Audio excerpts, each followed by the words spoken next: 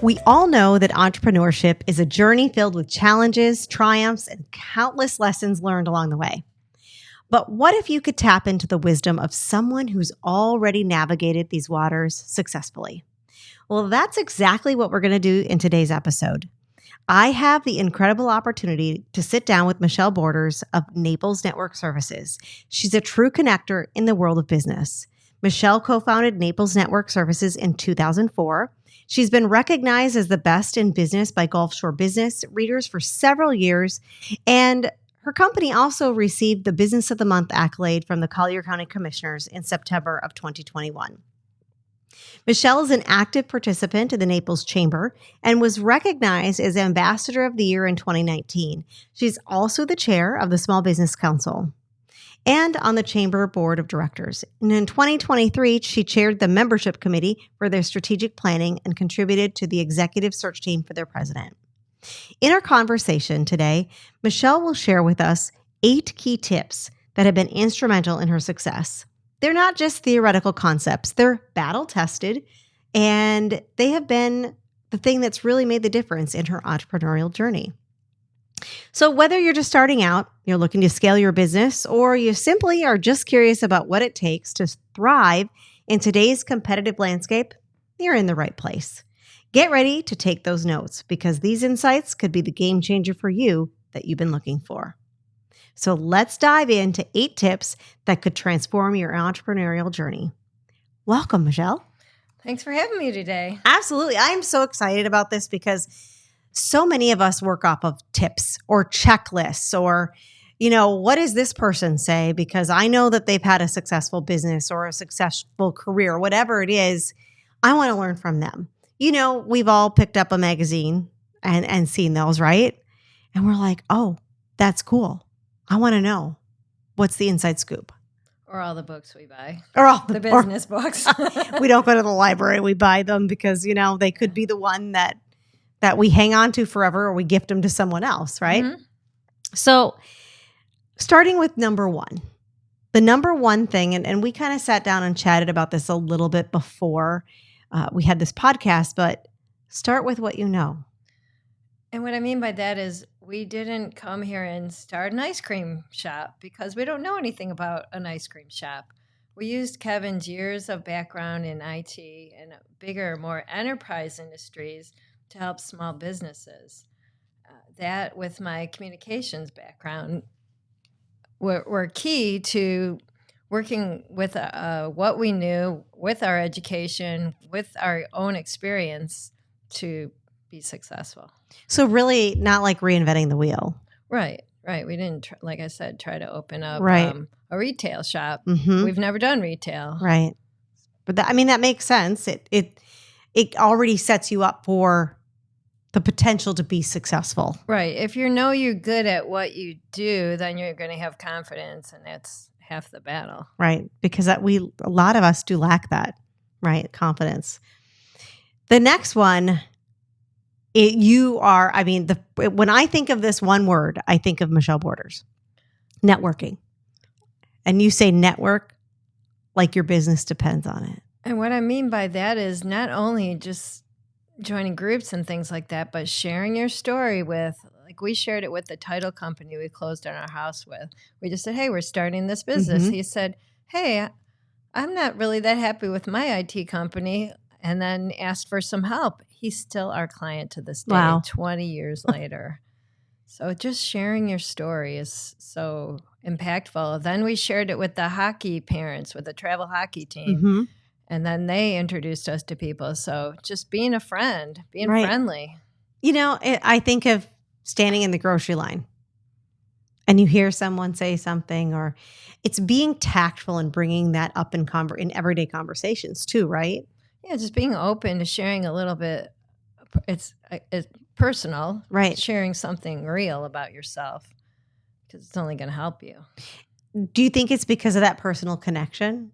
Like I'm standing next to you and I'm bringing it up, and then all of a sudden they're like, oh, well, I have a connection to you.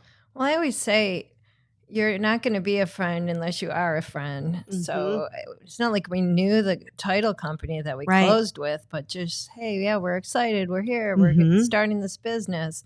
he must have felt our enthusiasm and our sincerity. Right. So he gave us a chance. And that, I mean, that makes sense. You know, you feel someone else's energy. We've talked about energy on the show before and have had people on talking about that. And you can feel somebody's aura when you walk into a room. We were just talking about this, you know, like you can feel how someone is sort of feeling, what their mood is by just hanging out with them for a few minutes. And some more than others. And I think the more genuine you are, the more it's to your benefit. Right. Absolutely. So that was your second one. What's your third one?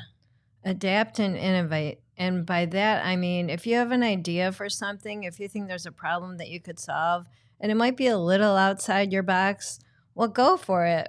What could happen? What's the worst that can happen? And with us, we invented a product. I love this story, by the way. You have to tell it. MyEnvirocom. It monitored the temperature and humidity in your home through the internet based on his parents having a flood in their home up north while they were here.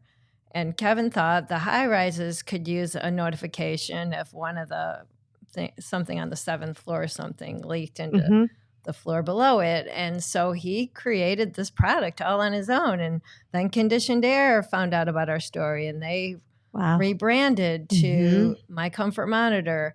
We met all kinds of people along the way. It didn't work out for any of us because Nest technology kind of caught up with us. But we met great people. We got an award from the EDC. So even though it didn't turn out the way we expected, it was still worth what we learned. Right. I mean, you learn stuff along the way. And I, whenever I do anything, I always tell people, you know, it's a hiccup. It wasn't a fatal failure. Failure is never final. You learn something. I think the best part is the people you met because those connections wouldn't have been made otherwise. And I was just at that Lead with Love event and sat across from, I think his name is Tim Dupree with PBS. And he was with Conditioned Air at that time. He remembered me. I remembered him. Like, That's wild. In 2012. So those connections. Right.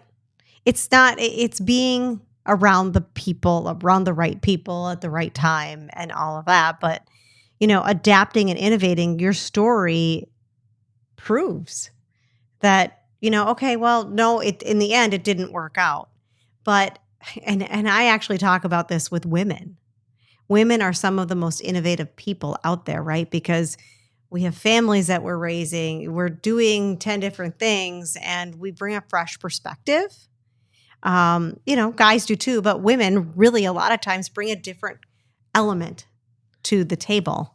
Right. And we learned about angel funds. I didn't even know what that was. And Tim Cartwright, who we mentioned earlier in our conversation. So just those connections. And that goes back to your networking, your connections. Maybe it's more like you're a connector because that's really, really what I see. Thanks. She's looking at me like, okay, all right. Number 4 on your list. Family first, business second. Treat your clients like family. Oh. So we're a family company, and it's a little more like personal. It's not going to be like calling the Geek Squad. So if that's something you want, you're going to know, like, and trust us. And your technology nowadays with all this crazy things happening, it's kind of nice to know the person you're working with, not some random person's going to show up or answer the phone, put you on hold 10 hours. The proverbial hold please, or like the checks in the mail kind of situation. So how do you, as a business, how does that look? How do we make them feel like family, our customers? Well, following the golden rule and just treating them the way you want to be treated. And even if it's just a small problem, letting them know that you care and trying to get back with them ASAP. And because people need their technology to work like yesterday. They don't want problems. They don't need problems. And that's what, you know. Right. Oh, you get plenty of calls from my business. help, like now. Right. So even if it's small, you need to make them feel like it's even just like a family problem. It's important. And as you scale your business, that gets harder and harder to do. And you see it when some companies get super big. You're like, oh, they're too big now that I can't even get through. Right. Such a hard spot to be in, because how do you grow and still keep that, that family-owned company? And I know, the family-owned company feel, and I know a lot of people have those growing pains. And it kind of leads into the next tip, because the next tip was know when to scale back.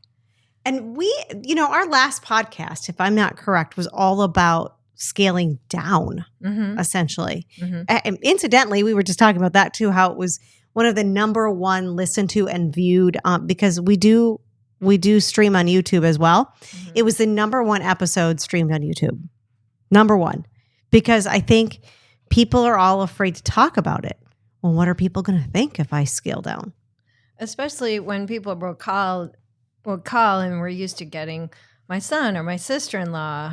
And that was a little scary to be like, no, they're not here anymore. And it didn't all happen at once. It was, right. But, and even the college kids that were working for us, it just got so big and unmanageable that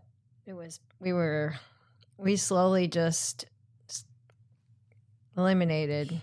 Was there one thing that made you realize that you needed to do that, or was it several things altogether?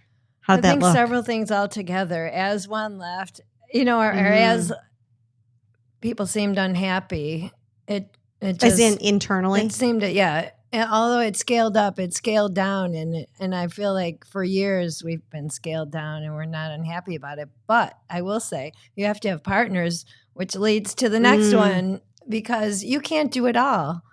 We are two people.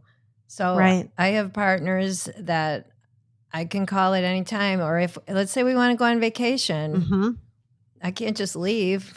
Right. And a lot of times you do need someone in person. It's not all remote. So we were doing websites, and now Vectra does websites. Stickboy is our backup, and they have a little bit bigger team. They do software. We don't, we're sticking in our lane. Right. We don't do household. We only do business, but I have someone I refer to for that. We don't do the big cabling jobs. I have someone. So how do you, because you basically find those partners, how do you find them and how do you vet them? How do you make sure that the people that you are putting in front of other people, because you don't do that portion of the job, how do you vet them to make sure that they're the right ones? It was honestly all through networking and developing relationships. The cabling guy, I will say, Kevin went somewhere and saw his work and said, whoa, that guy knows what he's doing. But before that, I was working with someone that I knew, liked, and trust. He got a little bit busy, but this guy, that's all he does. So, and then the residential one, I just someone that I got to know. I want to know a lot of different IT companies. Right. I actually have a happy hour with one tonight, who his wife I've been friends with for years. So there's the trust already there. Right. I don't know him well, but right, she knows you. Yeah. So what do you do? Just playing the other side of the coin. Something happens with one of the trusted partners. I remember back in the day when I owned a wedding and event planning company, I would say, I only work with vendors who are tried, true, and tested. Yes, I had to give them a start somewhere, but I took it off of a referral from someone else. And I used them. And if they did something that was like really outside the realm of bad, like it was not, because they're representing you too, right? If you refer somebody and they come out and do a really bad job or they do something terrible, it's a representation of your company, even though it wasn't you. So where I'm going with that is what happens if somebody does something that would undermine you or not put you in the best of light because you referred them? What would you do? Well, I will say it hasn't been a bed of roses, which is the way life works. We've had things come up. I would say I trust people so much and will give them everything. And I'll have honest conversations and try to work it out. And let's say I go away and in my heart I'm not feeling good. I just I still want things to work out, Right. Yeah. Yeah. But I will say that things have come up, and we're still partners. I think they ended up letting someone go that I was just giving everything to, but they were taking a little for themselves and not really being honest with their employer. And I was kind of stuck in a hard, in a Right. rough spot, because this was a salesperson I was trusting. Right. And they were like well, they don't want this. I'll just take this job for myself. But they were doing way more. I see. So trust your gut. Trust your gut, but still don't fly off the handle, because someone could just be like, oh, I'm going to sue you. And that doesn't help. I mean, just work with people kind of like your family, Right. Families have things, and you just got to right. Second chances. Together. Yeah, work together. Second chances. It's worth it. Yeah. I don't like to throw in the towel Right. Unless you have to. Right. Because there's also a point where you can't be a doormat. And we talked about this too.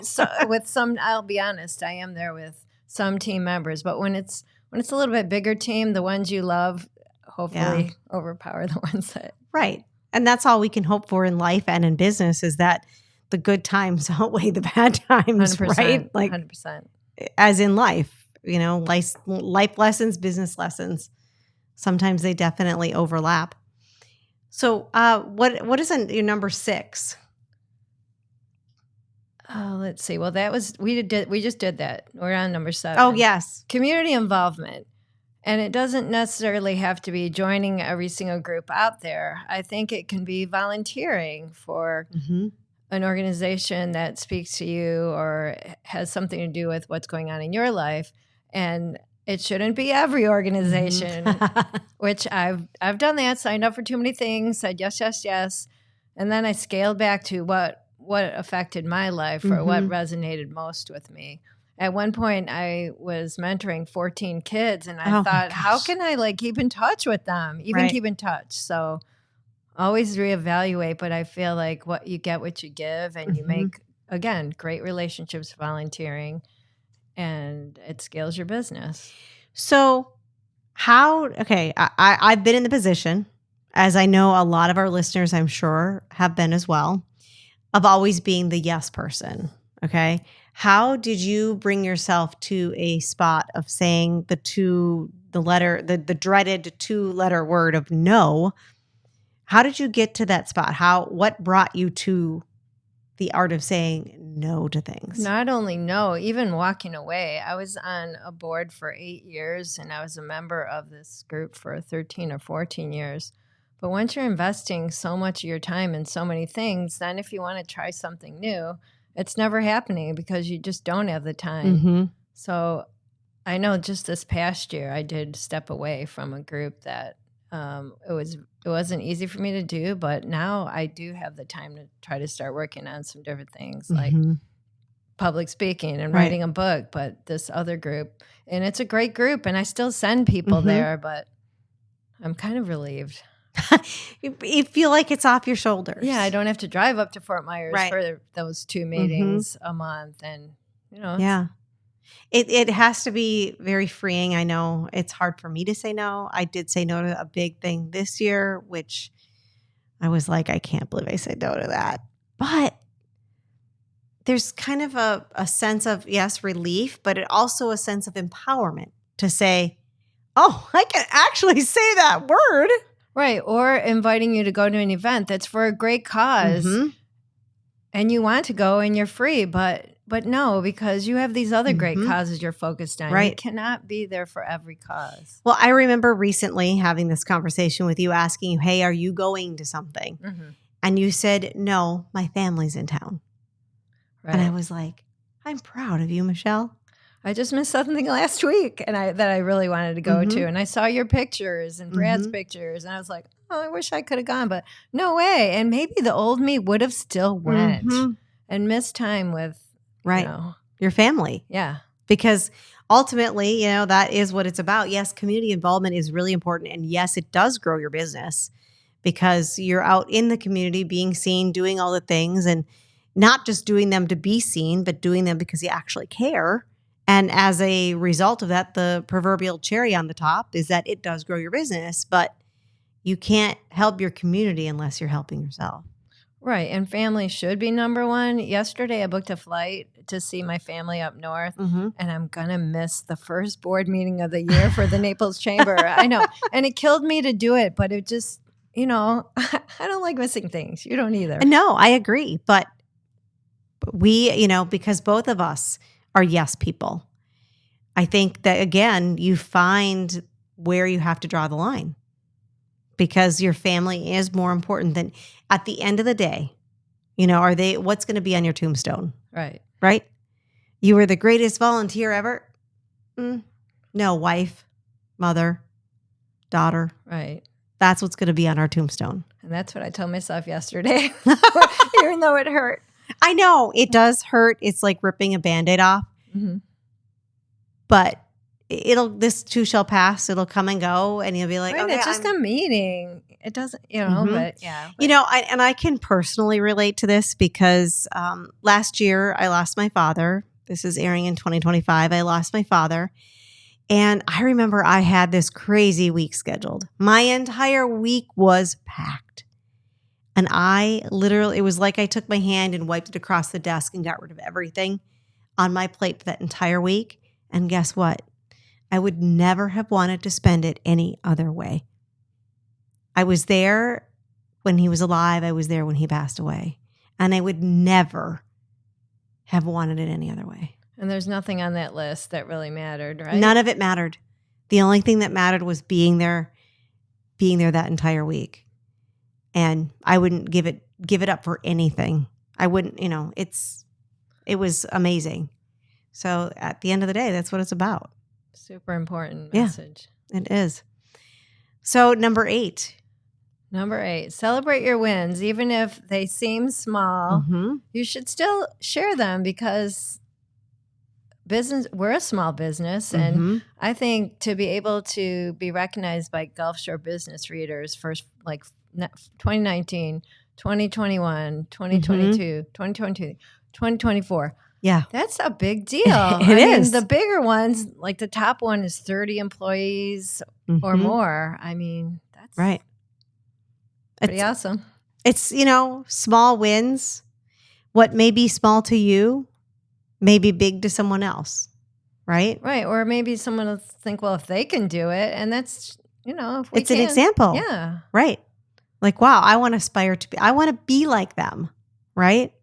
And I'm just asking people one at a time. I'm not sending a blanket email. All I'm doing is reaching out to people I feel that are my friends or my clients. Right. Asking them. Yeah. Or I say, hey, I voted for you. Will you vote for me? Mm-hmm. And just, I know the second time I won it, I was flabbergasted because I never expected. The first time I won, I think someone asked her whole work to vote for me. And then the next year I didn't. And I was like, all right, I'm just going to send out as many emails to as many people as I can think of and call it a day. And then I was like, whoa, it worked. Mm-hmm. So, yeah. But do you know why it works? It works because of your number 7, which was the community involvement. You're involved in the community. People know you. People want to be in the room with Michelle Borders. Well, I just say don't send a blanket email. It doesn't mean, you have to be personal. Well, you have to be. But it's about you too, right? Like if your community knows you, they love you, they embrace you for who you are, and they want to be in the room with you, they're going to vote for you, I know one person said to me, all you do for me, of course. I was like, okay. Like, I don't know why it still surprises me, but. I don't know why it does either. Michelle. Because I don't know. You do so much for so many others. You pour into so many other people that they go, yeah, heck yeah, this is my time to pour back into you. I'm going to do that. Yes, you didn't even need to ask me. But thank you for telling me about it. I'm going to vote for you. That's what it's about. Yeah, so celebrate your wins, share them, and who knows what'll happen next. Exactly. Take on the world. Right. Is there anything else that we didn't touch on that you want to share with our listeners? Well, one thing just came to my mind, and it was just the community giving back. I was at workout, and my car battery died. You know how that happens. There's no avoiding it. Or your tire. And there was an event that I was signed up to go to at lunch, and someone... Amanda from the chamber came and picked me up. She says, all you do for me, I'll give you a ride. I was like, oh my gosh, she's giving me a ride. And you never know what could happen Right. if you just try to give everything you can to the things you're involved in. Right. You pour yourself out to others and they'll pour into you. So that's the ticket. Absolutely. That is the ticket. Well, I have thoroughly enjoyed our conversation today. Michelle, if anyone would like to get a hold of you or your company, how can they do so? They can email me, onboarders@naplesnetworkservices.com. I'm on Facebook, and those are the best ways to reach me. And she's a fabulous speaker. She's very funny. She's very funny. Thank you. And thank you, my friends, for listening today.